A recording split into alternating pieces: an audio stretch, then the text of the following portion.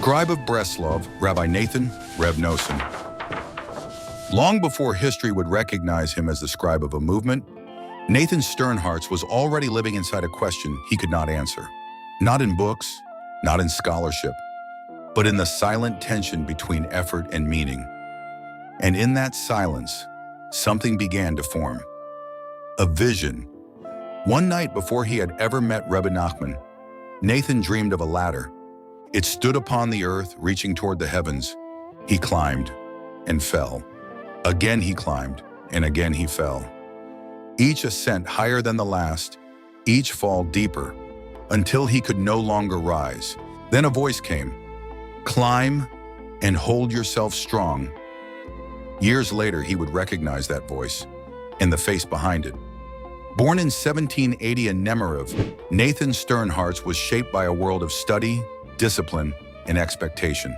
His father was a respected Torah scholar. His life path seemed predetermined. And yet, something within him broke from certainty.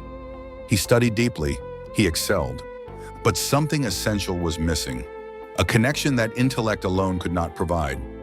Among the disciples of Rabbi Levi Yitzchak of Berdichev, Nathan once participated in a simple assignment. He was sent to buy bread for a gathering, a trivial task. On his way, something inside him collapsed. He thought, "Is this my purpose in life? To go and buy bagels?" A wave of spiritual anguish overtook him. He entered a synagogue alone. He recited Psalms until exhaustion. 50 chapters passed through his lips until his body could no longer hold him, and he fell asleep. In 1802, a rumor spread. A controversial teacher had arrived in Breslov, Rebbe Nachman.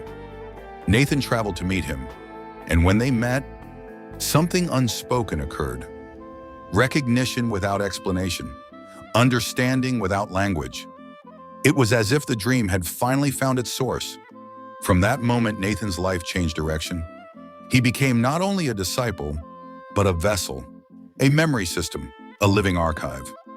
Rebbe Nachman spoke. Nathan preserved. Nothing was allowed to disappear, because in this fragile chain of transmission, loss meant extinction. In 1810, Rebbe Nachman died in Uman at the age of 38. A movement collapsed into uncertainty. In the world of Hasidism, leadership was inherited, but here there was no successor. Nathan refused to replace his teacher. He declared, "The Rebbe remains the Rebbe." And with that decision, conflict began. Breslov broke the structure of its time. No dynasty, no successor, no replacement authority. Among the strongest opponents was Rabbi Moshe Zvi of Savran. But opposition did not remain theological. It became organized and political. Opponents accused Nathan of heresy, then of subversion, then of treason. They brought their claims to Russian authorities.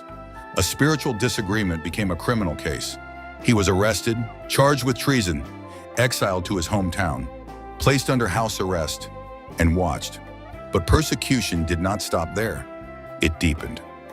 At one point, the movement shrank to only a handful of followers, 5 students, barely a remnant of what once was. And yet Nathan continued writing, as if the future already existed. As Rosh Hashanah approached, Nathan obtained permission to travel. Secretly, he went to Uman, to the grave of Rebbe Nachman, but he was discovered, reported, and arrested again on the night before the holy day.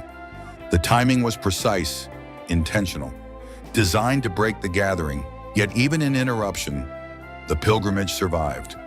Beyond political persecution, another battle emerged, a battle over text. Rabbi Avraham Yehoshua Heschel of Apt opposed the publication of the stories in vernacular form. He feared that sacred teachings would be reduced. Nathan refused to stop. He printed them anyway, with Hebrew above and translation below. Books became resistance. Printing became survival.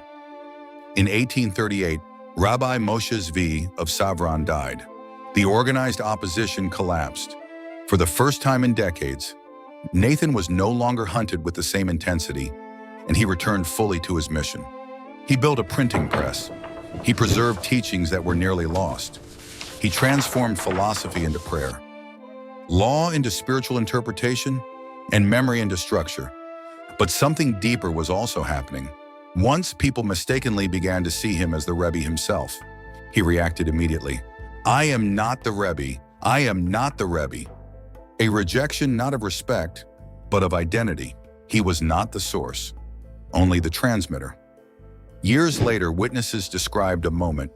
A visitor entered Nathan's room and saw his face shining. He cried out, "It is the Rebbe!"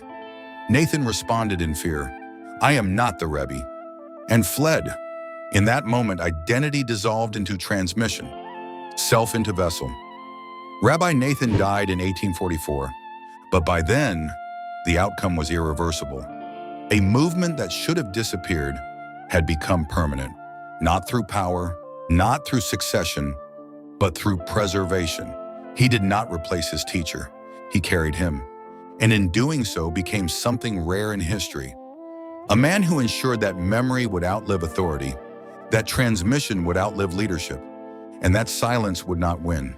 Today, thousands still travel to Uman, still read his writings, still follow the path he preserved, and behind it all stands a scribe who once climbed a ladder in a dream, fell, rose again, and never stopped holding on.